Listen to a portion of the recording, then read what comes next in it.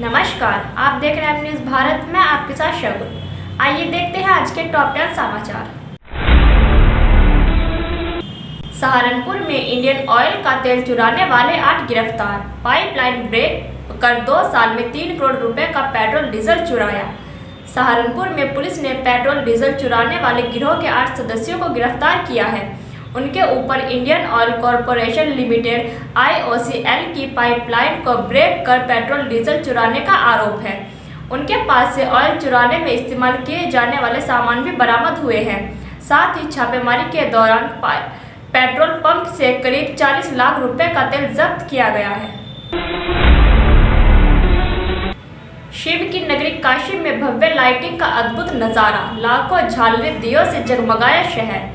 भगवान राम के वनवास से लौटने के बाद अयोध्या नगरी में जिस तरह दीपोत्सव मनाया गया था, अब उसी तर्ज पर श्री काशी विश्वनाथ धाम परियोजना के उद्घाटन के समय शिव की नगरी काशी में प्रकाश उत्सव मनाने की तैयारी चल रही है। तैयारियां ऐसी है कि काशी का कण कण प्रकाशित होगा। कई लाख झालरों और दीपों से अद्भुत छटा जन जन को धरती पर स्वर्ग सा नजारा दिखने को प्राप्त होगा। प्रधानमंत्री नरेंद्र मोदी अपने महत्वाकांक्षी योजना श्री काशी विश्वनाथ धाम का उद्घाटन सोमवार को करेंगे। श्री काशी विश्वनाथ धाम का उद्घाटन दुनिया के लिए मिसाल होगा। धाम के विकास, विस्तार और सौंदर्यीकरण के बाद 50,000 स्क्वायर मीटर में धाम की आभा निखर के दुनिया के सामने आने लगेगी। मंत्री ब्रजेश पाठक का अखिलेश यादव पर तंज, माफियावादी होना चाहिए समाजवादी पार्टी का नाम। उत्तर प्रदेश के कैबिनेट मंत्री ब्रजेश पाठक ने अखिलेश यादव की समाजवादी पार्टी पर बड़ा हमला बोला है।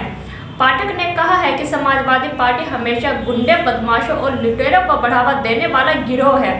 उन्होंने कहा कि समाजवादी पार्टी के राष्ट्रीय अध्यक्ष अखिलेश यादव को अपनी पार्टी की पुरानी परिपाटी के मुताबिक अपराधी माफिया ही पसंद है।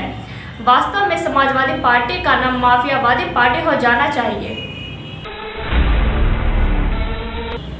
अंग्रेजों ने मुस्लिम रेजिमेंट नहीं बनाई, हम भी छोड़ेंगे हिंदुस्तान में किसको रहना है, नरेश अग्रवाल। उत्तर प्रदेश की विधानसभा चुनाव करीब आने के साथ विवादित बयानों का सिलसिला बढ़ता ही जा रहा है। ताजा मामला पूर्व सांसद और बीजेपी नेता नरेश अग्रवाल का है, जिन्होंने अल्पसंख्यकों को लेकर विवादित बयान दिया है। दरअसल यहां सदर विधानसभा क्षेत्र में रविवार को क्षत्रिय समाज के प्रबुद्ध सम्मेलन का आयोजन किया गया, जिसमें बतौर मुख्य अतिथि शामिल हुए। नरेश अग्रवाल ने कहा कि हम लोग छाटेंगे कि हिंदुस्तान में किसको रहना है और किसको नहीं। याद रखना, हम काम पीएम नरेंद्र मोदी और योगी आदित्यनाथ की तरह ही कर सकते हैं। अयोध्या और काशी के बाद मथुरा भी हमारे एजेंडे में है। पिहानी चुंगी के निकट दयानंद एंग्लो वैदिक कॉलेज में आयोजित सम्मेलन में पूर्व सांसद अग्रवाल ने अपने संबोधन में कहा कि अंग्रेजों ने गोरखा, राजपूत, जाट रेजिमेंट बनाई, मुसलमान रेजिमेंट क्यों नहीं बनाई। उस समय तो हिंदुस्तान, पाकिस्तान और बांग्लादेश एक साथ ही थे। इस पर कभी विचार किया है?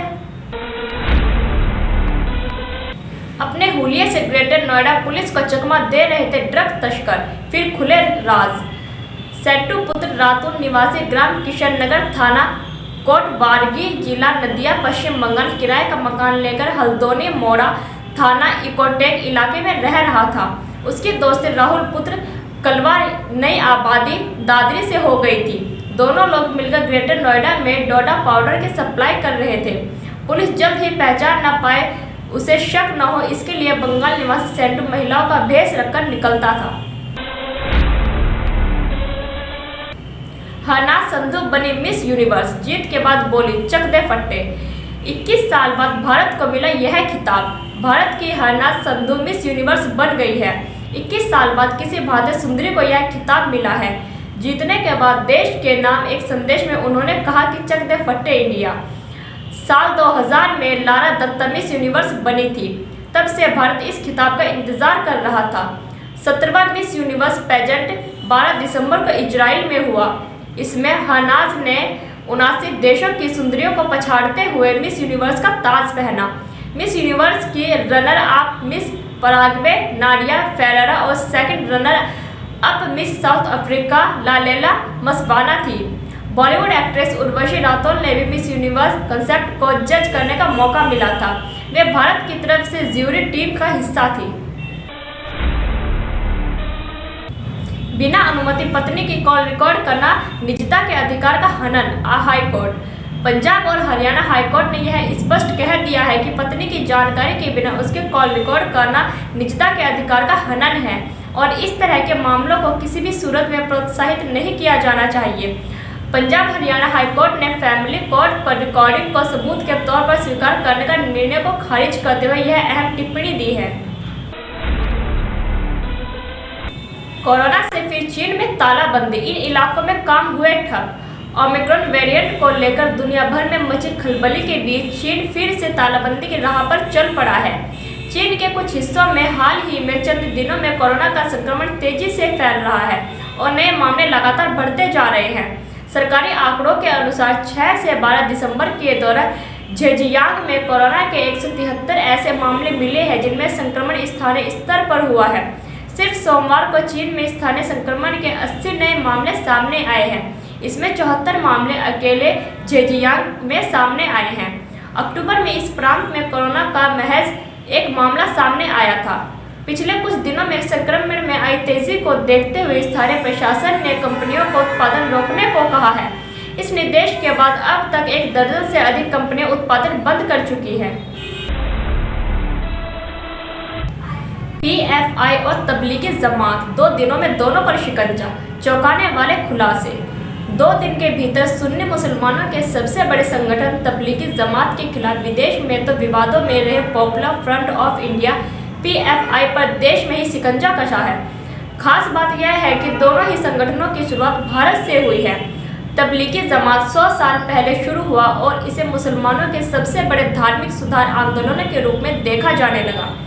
दूसरा संगठन कुछ साल पहले ही पुराना है, पर यह विवादों के कारण ही चर्चा में रहा। कभी विदेशी पैसा तो कभी योगी पर आपत्तिजनक वीडियो बनाकर पीएफआई सवालों में घिर गया। देश में अक्सर इस पर बैन की मांग उठती रहती है। दोनों ही संगठनों को लेकर कुछ चौंकाने वाले खुलासे हुए हैं। पीएफआई ने छापेमारी की कार्रवाई को बाधित करने की कोशिश की, लेकिन सीआरपीएफ के जवानों ने हालात को संभाला। इस दौरान अपराध में संलिप्तता का संकेत देने वाले दस्तावेज, डिजिटल उपकरण, विदेश से धन प्राप्त करने वाले और विदेश में संपत्ति रखने के सबूत मिले हैं। कमरे में ही बैठी रह गई दुल्हन, दूल्हा मंडप से गहने लेकर फरार हो गया। शादी ब्याह का माहौल यूं ही खुशियों से भरा होता है, लेकिन कभी कभी यह गम में भी बदल जाता है। कुछ ऐसा ही मिर्जापुर में कटरा कोतवाली इलाके के इमलहा रोड पर देखने को मिला। यहाँ एक स्कूल में शनिवार रात हुई शादी में वधू पक्ष पर मानो दुखों का पहाड़ टूट पड़ा। दरअसल ऐसा हुआ कि ये विवाह समारोह में सिंदूरदान के बाद दूल्हा बाइक की डिमांड करने लगा और इसी दौरान दुल्हन के परिवार की तरफ से मंडप में चढ़ाए गए जेवर लेकर फरार हो गया। ऐसे ही ब्रेकिंग न्यूज़ देखने के लिए बने रहिए एम न्यूज़ भारत के साथ।